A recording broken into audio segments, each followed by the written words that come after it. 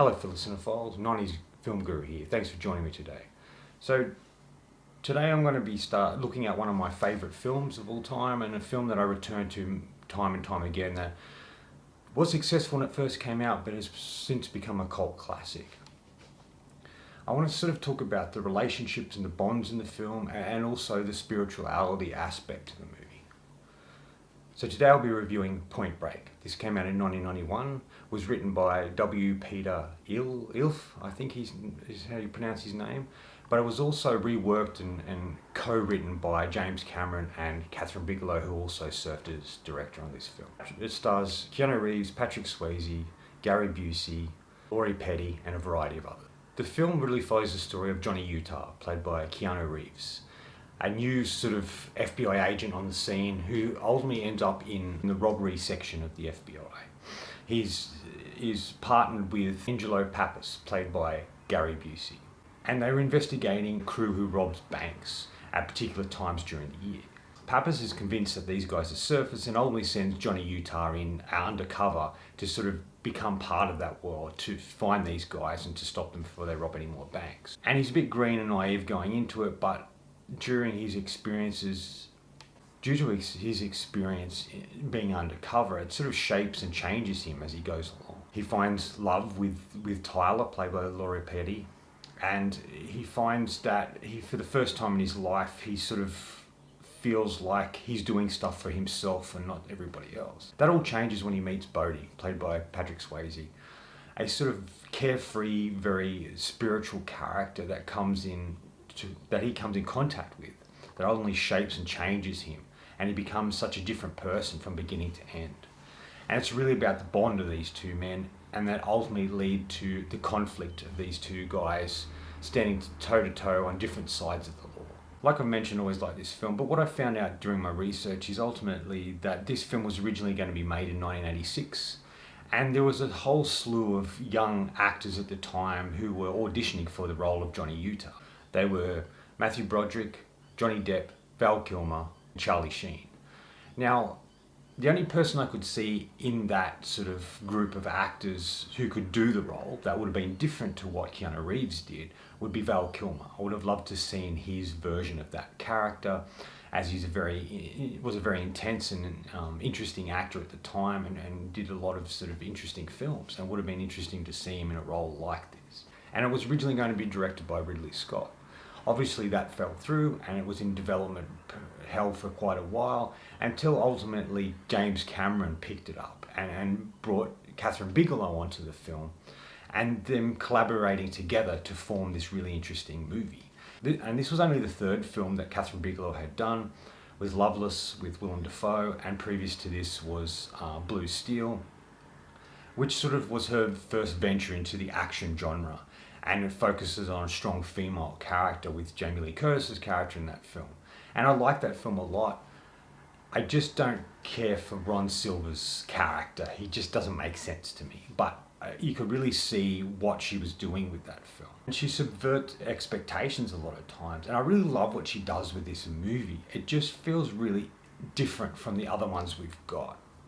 Yes, it has its action moments, and she was inventive and creative in regards to how she did those particular sequences, designing camera rigs and a variety of other things to really form a very interesting looking movie. But it's in the character development that I think she really shines in a way.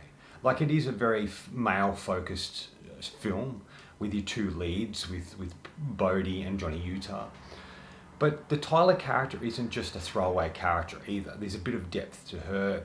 There's a connection there with her and Johnny, and also, like, she's the one who introduces Johnny to that particular world, and she warns him about Bodhi and the extremeness things go to, and that there is a strong bond between these two until she finds out that he had lied, and that sends her on a different thing. Yes, she does become a damsel in distress in the end of the film, but it does serve a purpose for what's really going on between these two adversaries. But I think there's a lot of heart and depth to these characters, and you feel for them. Like, yes, Keanu Reeves' acting isn't brilliant, but he suits this character. This character is, Johnny Utah is He's this young, sort of naive character who gets swept up in things, twisted and turned and pulled in different directions, and he's really emotionally affected by what happens and the people he interacts with in this thing, especially when he comes into contact with Bodhi. And I think he's really good in the role he plays. He's very believable as this young guy who ultimately learns as he goes along. Patrick Swayze's the true standout in the film. He's fantastic. He embodies the Bodhi character to the point that in all the stunt stuff they're doing, the skydiving, surfing, the fighting, the action stunt scenes is all Patrick Swayze. And that really shows him as his action star, but willing to do all of these things to make this character as authentic as possible. And I would probably say it's probably my favorite performance by him, even though Roadhouse comes very close. That's a great cheesy action movie, but there's something about his performance here and the character he's playing. He's super fit, I love the blonde hair. There's a real spiritualness to him, and he's a real sort of force to be reckoned with in the movie, and he's super cool. Anyone who watched this in 1991 would ultimately really be drawn to Bodhi, and I definitely was when I first saw this film. But it's kind of the side characters stand out a little bit too to me. Bodhi's crew, these guys he surfs with, and obviously robs banks with. They're all individual and unique, and all they have in common is surfing and the bond that is formed because of the surfing and the group that they are. And of course, Gary Busey, who is absolutely wonderful in this movie, having so much fun, improvising lines. He's just having a ball with this movie, and I really love his performance, and he nearly outshines the two leads in a lot of ways, and I'm glad he's in the movie. I wish he didn't have I did wish his character didn't have an untimely death, but I still really liked him, and he was kind of the mentor to Johnny Utah, much like Bodhi is. So you've got these two mentors for Johnny. You've got Pappas, who's this seasoned FBI agent who's people think he's a bit of a joke and they laugh at him, and he's not the man he used to be. And he takes Johnny under his wing and tries to show him and teach him the ropes of the business, of the job, of what's going, of what they have to do. And then when he meets Bodhi, it's the same sort of thing. Bodhi's exactly the person he says he is and acts to be, and has a moral code that he lives by. And he just sort of mentors Johnny just in different ways. And I thought that was always an interesting aspect to the movie. There was a lot more that I drew from this film upon this viewing. Those two, that aspect was one. And I never really looked at the beginning how we're first introduced to who turns out to be Bodhi surfing. And he's surfing and getting, he's in the ocean, all that sort of stuff. Then we cut to Johnny Utah, who's on a gun range, and he's ultimately doing his last test to be qualified as an FBI agent. And it's raining. And it's a great contrast between the two. We're showing that they're from different worlds, but they're not completely separate. There's water, there's liquid, there's fluidness that joins them together, but they are on different tracks, and but are sort of similar people in they're both seekers and searchers for the truth, and they set out to be who they want to be. I think Laurie Petty's really good in the film. Like Tank Girl's probably my favourite performance by her, but she's really cool in this, and in her scenes she does shine and stand out, and she does have good moments, and she has good chemistry with both Patrick Swayze and Keanu Reeves. And I like the sort of bond and relationship between the two, that her and Johnny that form and sort of leads to ultimately what happens in the movie. She's just really cool and fun and interesting, and really suits the role that they've put her in. See, there's two ways to kind of look at this film. You can just look at it as a great fun action movie that came out of the 90s, and you can just be entertained by that and the characters and what happens. And if you love surfing, you obviously get a lot out of it, and skydiving and sort of, extreme sports, you probably get a lot out of as well. But the other way to look at it is it's a very spiritual film in its storytelling, but also through the characters. And Bodhi's a great example of that. He's what they call a bodhisattva, which in Buddhist terms means someone on the path to enlightenment. And he kind of is that. He embodies so much of what it is to be seeking and searching. The ocean is a strong bond for him, the way it moves, how it's unpredictable, and how it and I think the ocean represents that fluidness, that way he's kind of just going with what happens when you go surfing or ends up in the ocean is the unpredictability of it. But if you go with it, it can really shape and change you. And he talks about how surfing is like it's where you lose yourself and find yourself at the same time, which I thought was a really cool quote. He's just a character that is present always, no matter what he's doing. If he's surfing, robbing banks, parachuting, fighting, whatever he's doing, he's very present in that moment. And that's an example of Bodhisattva is someone who's very present. And he doesn't let too much get to him ultimately as the film goes along. Obviously that sort of changes and shapes a little bit when he breaks one of his rules where he kills an innocent person during a bank robbery. And this is, like someone said, a sad moment because it's sort of, he'll never be that person he was previous to this. And it's about moving forward now and trying to accomplish stuff. And he keeps doing things to get where he needs to get.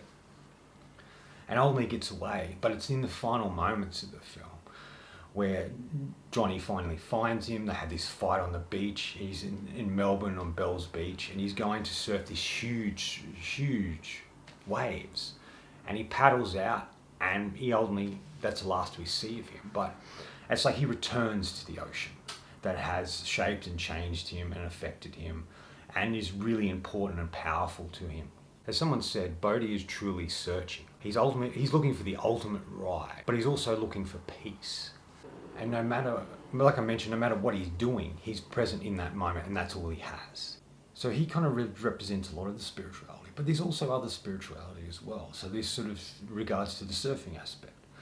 When Johnny first goes undercover, he goes to buy this very colourful and flamboyant board off this young kid who's a surfer himself. And they have this conversation about how surfing will change your life and keep at it because it's a very powerful thing. And Johnny sort of laughs this off a little bit, thinking, oh, whatever.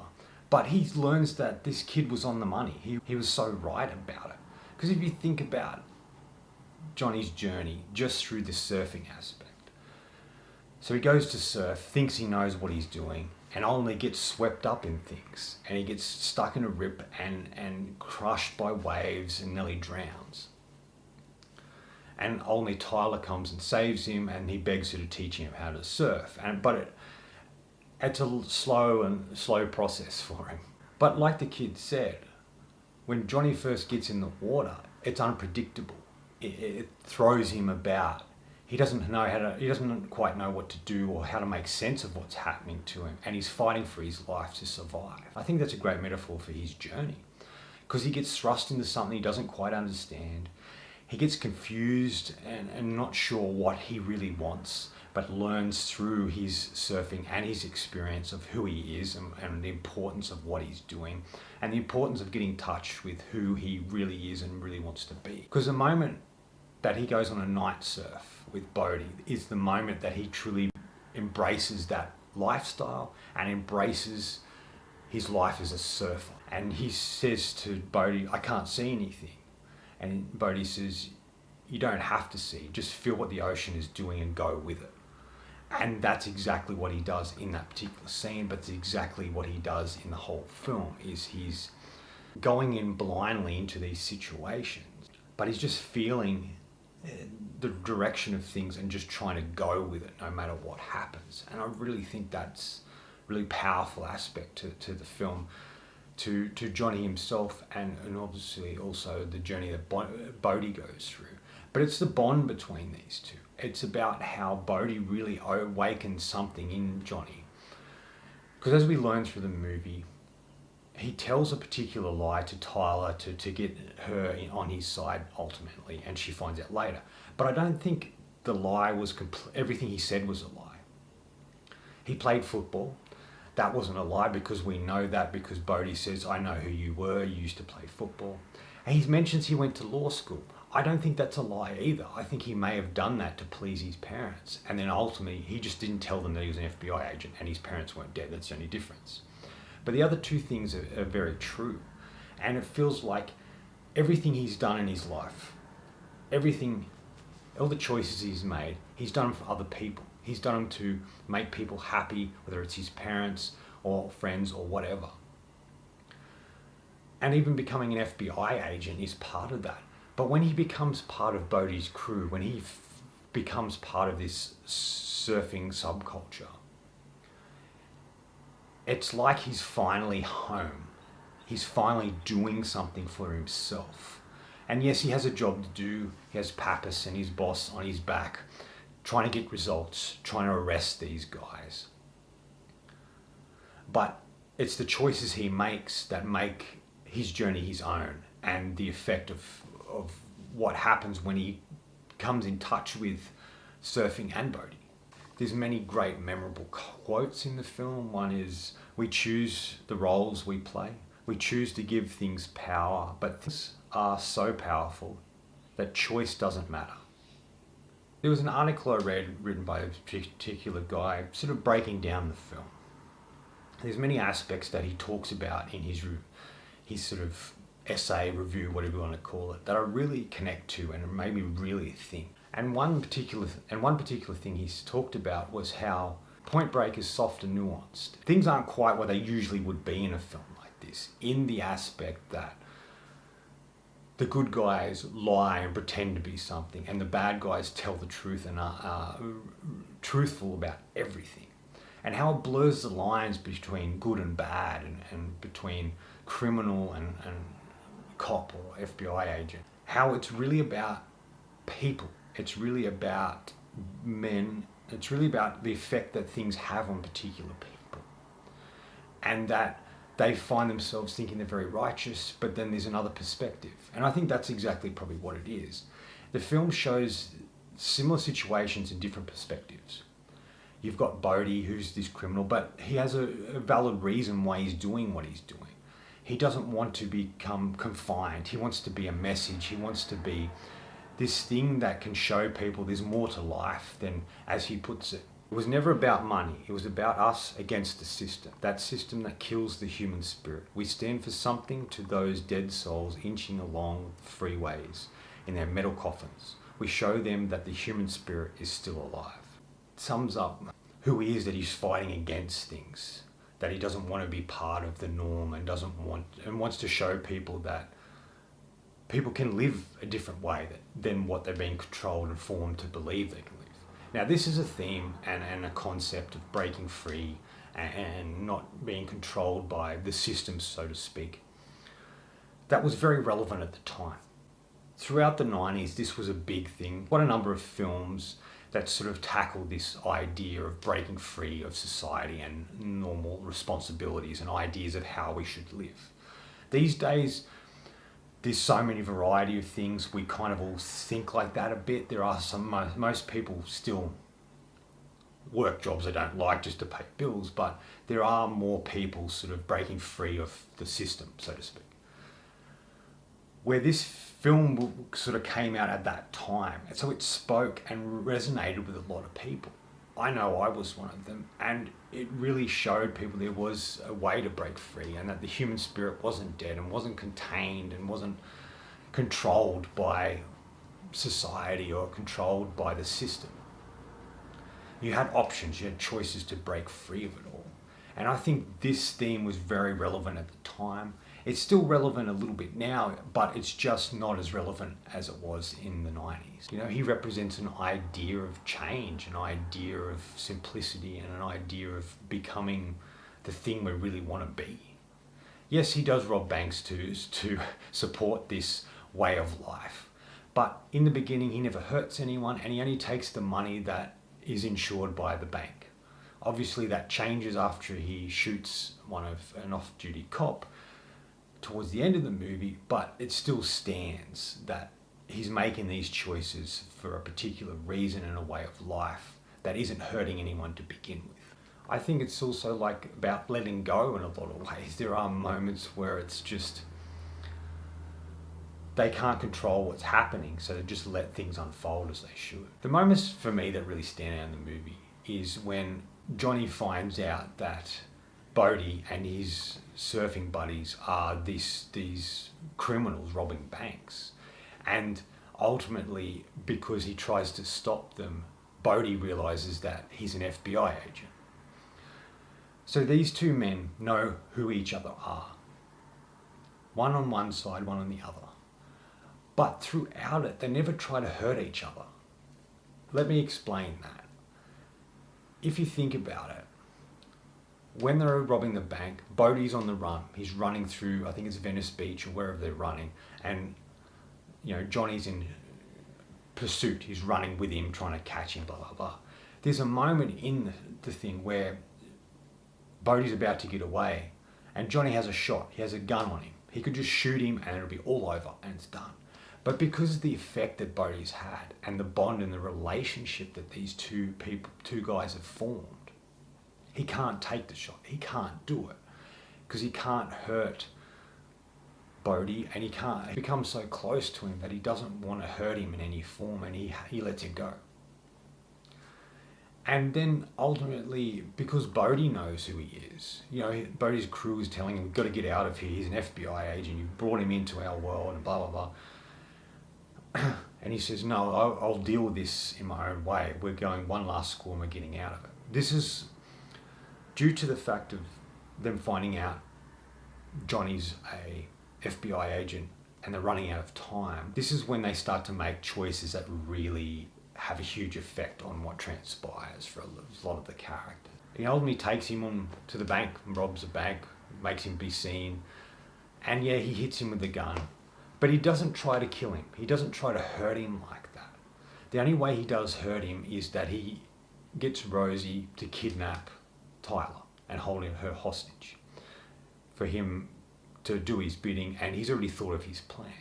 But he doesn't physically want to hurt him. And it's the same with Johnny as well. Even when they're in the bank and he catches onto him, there's a shootout, Pappas dies, all that sort of stuff, and they end up on the plane. And Johnny's just like, no parachute, gun in hand, he's like, fuck it. And he just jumps out and catches him. He doesn't want to hurt him. It's like, there's too strong of a bond. It kind of reminds me of two brothers and how they're at odds with each other. But there's a connection there, there's a bond, there's blood. They can't deny that, and they can want to hurt each other mentally, but not physically, and they don't want to kill each other. That aspect of the movie I really liked, and it sums up the film is really about relationships. How Johnny feels more akin to Bodhi than he does Pappas and the FBI he's called his new home. The relationship between Johnny and Tyler, the relationship between Bodhi and his crew, and the relationship between Johnny and Pappas. It's just all about these relationships, and each one of them have a different impact and different effect on Johnny's growth and his journey through the particular movie. Another thing I liked is Johnny he thinks he has all this control and he projects who he thinks people want him to be. But that doesn't hold up. The facade of that starts to fall away. And he starts to get confused about what's real and what's not. And the more he gets lost in what's real, he starts to realize the importance of what he's going through and the importance and the impact that Bodhi has had on his life. And it awakens him in such a great way. It's like he's finally awake. And that's kind of representation too of the Buddhist aspects to it, in that it's all about becoming enlightened and becoming aware and becoming awoken to what's actually happening in front of you. And that's exactly what the film does. And I've always been drawn to that in such a strong way because I think it's so relevant to a lot of things happening and very relevant to me and my way of life and what I've chosen to do and be and how I live my life. Other memorable quotes is one where he talks about, you want the ultimate, you've got to be willing to pay the ultimate price. It's not tragic to die doing what you love. That's a really great quote. And this guy talked about how Bodhi isn't just talking to Utah. He's talking about life. And he's talking to us. Life is random. Our job is to feel what the universe is telling us, to accept things rather than control them. And once we can do that, we can move forward. That's a great quote, and it sums up the film in a lot of ways, and I really love that. There's some great action sequences in it. The third act, where Johnny's chasing Bodhi after they rob banks and they're in masks. I really love that. I really love that scene. Watching it and thinking of Baby Driver, Edgar Wright took a lot from Point Break in regards to the action and particular sequences, and this is an example, especially when you get to the end of Baby Driver, where Baby's on the run and they're chasing him, the cops and the other criminals. Very similar. I just really like the way it's done. The chase through the houses and over the fences and through the streets of the town that they're in. And the way Catherine Bigelow captured that with a particular little camera and just on a stick, and just how she did all of that was really wonderful. The skydiving stuff's really cool, as most of it is the guys doing it, except for the close-ups, which they're on, the guys are lying on something to get that close-up expression. But Patrick Swayze did all his own jumps, and there's only once, he did like 55 jumps or something, and the studio started to get upset and wouldn't allow him jump anymore. But there is one particular shot at the end of the film, after Bodhi's leaving Johnny on the plane, and he sits by the door and he says something, and then he just falls out, and that's Patrick Swayze really doing that. That sequence is really cool. The bank robbery sequences are really good and well done as well. And all the surfing stuff I liked as well, how they were captured that. And the film is filled with such humour. It's really, really funny and great, and everybody works off each other really, really well. There's some great fight sequences in it where Johnny gets attacked by this other crew and he has to defend himself, where Bodhi appears and helps.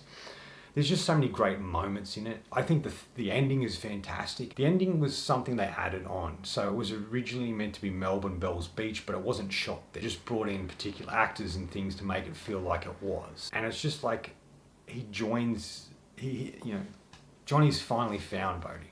They're standing on the water, looking at the ocean, much kind of like when they sort of first met, staring out to this water. And this storm's happening, and Bodhi just wants to go out and surf because this was something he talked about earlier in the film, and he just really wanted to express himself. He really wanted to experience the ultimate ride, I guess you could say.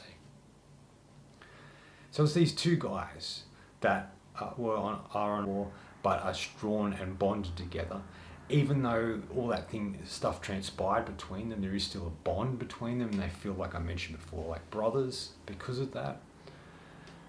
And Johnny has been completely transformed. He's been completely changed from the character we met at the beginning of the film. And this is all because of Bodhi. What he allowed in him, what he talked about, what he got Johnny involved in that ultimately changed him. And yes, they do fight. But in the end, Johnny just knows that, he could, in the end, Johnny could just take Bodhi in, but he realizes this is his ultimate ride. This is the journey that Bodhi has wanted to go on and has been working towards for so long, that he just lets him go. He knows he's not coming back from it. They say their goodbyes and off he goes. And then Johnny throws his badge in the water. And that represents to me him throwing off the restraints he had, throwing off the person he used to be. The badge represents the man he used to be. And he no longer needs it. He no longer needs to carry that part of who he is. He's still surfing, so that still had an impact on him. But he's breaking free of what he thinks he is or what people assume him to be. And he just discards it. And I think that's such a poetic and beautiful way to end the movie. I want to spend a little bit of time talking about Catherine Bigelow. I'm surprised not more people talk about her. Yes, she hasn't done a lot of movies, but the impact of certain movies she's done has obviously been felt. And yes, she was married to James Cameron for a period of time, and I think their relationship, they rubbed off on each other in Cameron doing what he usually does anyway. And also with Catherine, trying to be inventive and break free of certain things and come up with interesting ways to shoot stuff and have a movie feel a certain way. But I just can't believe no one really talks about the impact she's had on directors, and not just female directors, but directors in general. The way that she sort of has done action and made it sort of, there is violent action, and she does embrace that violence in a lot of ways. But it also shows that she could really direct male-driven films as well as female-driven films. And she was really just kind of the precursor to a lot of directors we have. And without her, a lot of female directors we have. And without her, we wouldn't have it. You know, probably not the best example, but Patty Jenkins' Wonder Woman. I don't think we would have had that without Kathryn Bigelow paving the way through making these particular films and showing that she can do anything. She can do female-driven films and male-driven films. And she has a style and a story, and she puts a lot of heart and depth into a lot of the characters that you connect with. And they all feel very unique and interesting, where a lot of films today, all the characters kind of blend together, especially if you've got a crew of villains or a crew of bank robbers. They all sort of feel the same, where she defined that a bit more. So I was wrong earlier. It was Kathryn Bigelow's fourth film, Point Break, because she did Near Dark, was kind of a Western sort of vampire film. I just think for me, it's the way she looks at things, the way she addresses particular themes and looks at gender and looks at violence and looks at a variety of things that make up the human being. And she was very innovative with what she did and the stories she wanted to tell and how she told them. And she's a director I think should be talked about more. She won an Oscar, for Best Picture for The Hurt Locker. Zero Dark 30 is a fantastic movie and is definitely one of her sort of masterpieces, in my opinion. Detroit was fine, but she hadn't really made a film in a while. But it's just how Point Break had the impact it did, and the way she told that story, and how that film had a small budget of 24 million, went on to make 80 million, was successful, but has become a long cult classic because of what she did with it and the story it was telling. It stuck to its principles all the way through, and the spirituality aspect to it was from start to finish. And that all has to do with, I think, Kathryn bringing it all together and joining it together. She's a force to be reckoned with, and she is one of the very few female directors who does action in such an interesting way and has really paved the way for so many directors, female directors who've come along, who've ventured into that sort of action world. So many elements that came together to make this film. Kathryn Bigelow, a great script that she reworked with James Cameron, a great cast, a very fun and entertaining movie that has much more depth than you expect from a movie kind of like this. There's a great spiritual element to it. And it's just a film that you can go back to time and time again and draw more and more from it. It had a different impact when I first saw it. It has a different impact now, but I still keep drawing things from it. It is one of the best action films and entertaining movies that came out in the early 90s. And it is a film that if you haven't seen it, which I probably spoiled a lot of it, you need to check it out. It is definitely worth your time. Anyway, that's all from me today.